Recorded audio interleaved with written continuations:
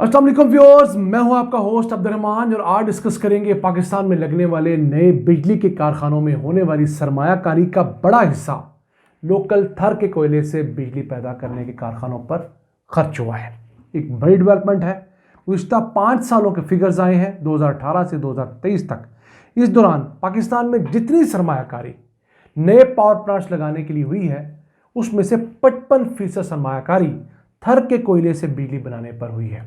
ये बहुत बड़ी डेवलपमेंट है क्योंकि थर के कोयले से बिजली बनाने पर जो फ्यूल कॉस्ट है वो सिर्फ 5 से 7 रुपए आती है, जबकि इंपोर्टेड कोयले पर यही लागत 15 से 25 रुपए फी यूनिट आती है।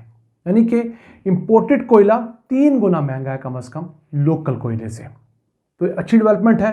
एदादोशुमार कुछ यूँ है कि गुज़िश्ता 5 सालों के दौरान पाकिस्तान के पावर सेक्टर में 4 अरब 15 करोड़ डॉलर्स की सरमायाकारी हुई। उसमें से जो कोयले के पावर प्लांट्स में सरमायाकारी हुई थर वाले वो थी 2 अरब 82 करोड़ डॉलर्स। यानी कुल पावर सेक्टर की सरमायाकारी का 55% थर के कोयले के पावर प्लांट्स पर खर्च हुआ।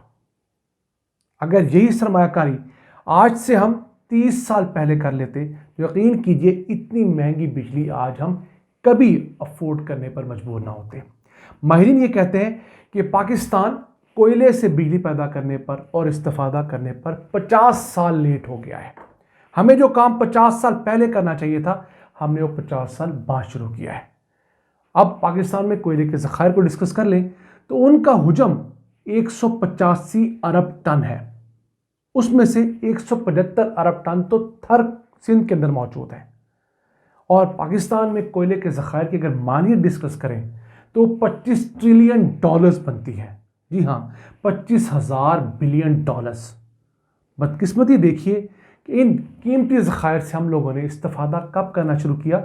सन 2019 में, जब पाकिस्तान के अंदर थर के कोयले से बिजली बनाने का पहला कारखाना लगकर मुकम्मल हुआ और उसने पहला बिजली का यूनिट हमारे सिस्टम में शामिल किया। कारखाना था एंग्लो कोल पावर प्लांट जो कि 660 मेगावाट बिजली पैदा कर रहा है।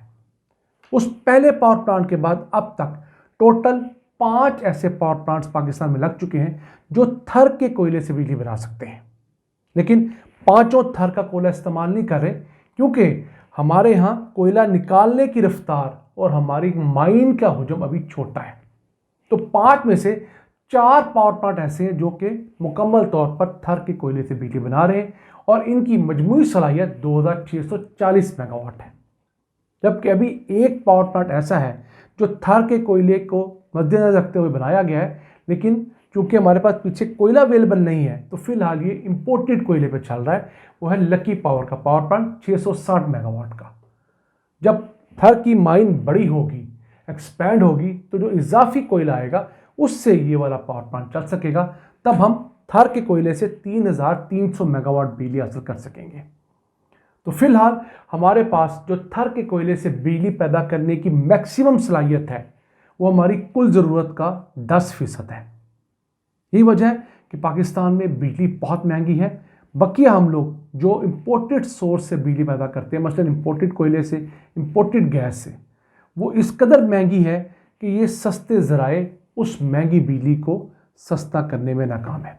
माहिरीन कहते हैं कि अगर हम यही 10% बिजली 20% पैदा कर सकते लोकल कोयले से तो पाकिस्तान के अंदर बिजली की कीमतों में 25 से 30% का इजाफा मुमकिन था। किस तरह? हम ज़्यादा से ज़्यादा पावर प्लांट चलाते हैं जो हमारे लोकल कोयले पे हैं और महंगे पावर प्लांट हम बंद करते हैं। अभी भी हम 2640 मेगावाट लोकल थर के कोयले से पैदा कर रहे हैं। हम लोकल कोयला ज़्यादा प्रोड्यूस करके एक नए पावर प्लांट को दे दें लकी वाले को तो ये 3300 मेगावाट हो जाएगा। यही सलाहियत अगर हमारी 6600 मेगावाट होती तो हम लोग डबल बिजली सस्ती पैदा कर रहे होते। तो हमें लोकल कोयले से ज़्यादा फ़ायदा है। अब पाकिस्तान के अंदर गुज़िश्ता 8-10 सालों के दौरान कोयले पे पावर प्लांट तो धड़ाधड़ लगे।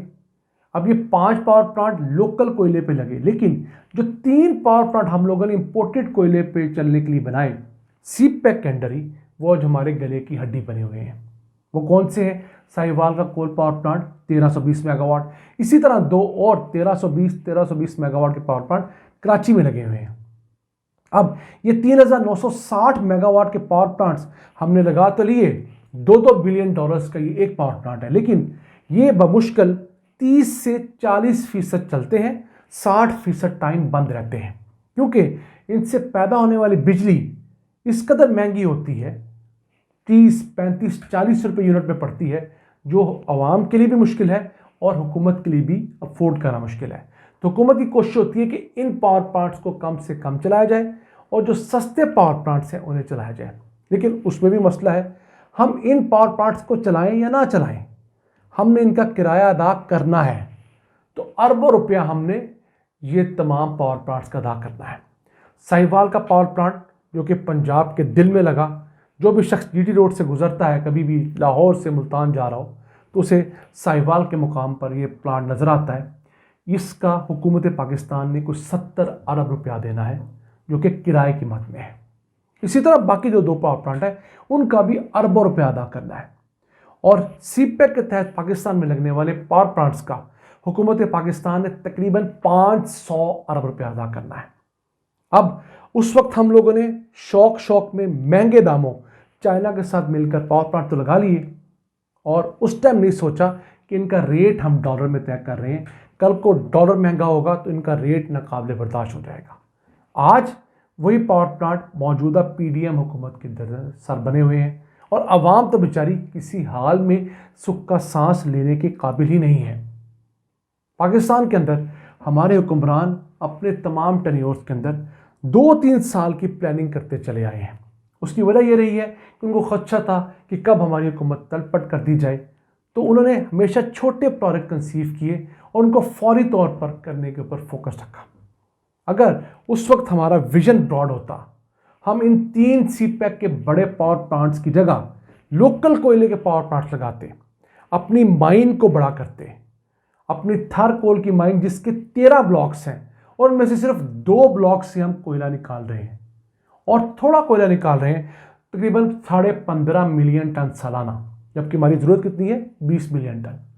अगर हम एक नया ब्लॉक ऐड कर देते, सिर्फ एक नया ब्लॉक 13 में से, तो यकीन कीजिए ये जो हमने $6 बिलियन की लागत से 3 इंपोर्टेड कोयले पे चलने वाले पावर प्लांट लगाए थे, वो हम लोकल कोयले पे चलाते तो हमारे यहाँ बिजली कहीं सस्ती होती। जो यूनिट हमें इस वक्त बहुत महंगा पड़ रहा है उसके अंदर कम से कम 30-35 रुपये की कमी आनी थी। और वो रिलीफ जब आप आवाम को देते, आप इंडस्ट्री को देते, आप कमर्शियल सेक्टर को देते, तो पाकिस्तान में लोगों की माशी हालत पहले से कहीं बेहतर होनी थी।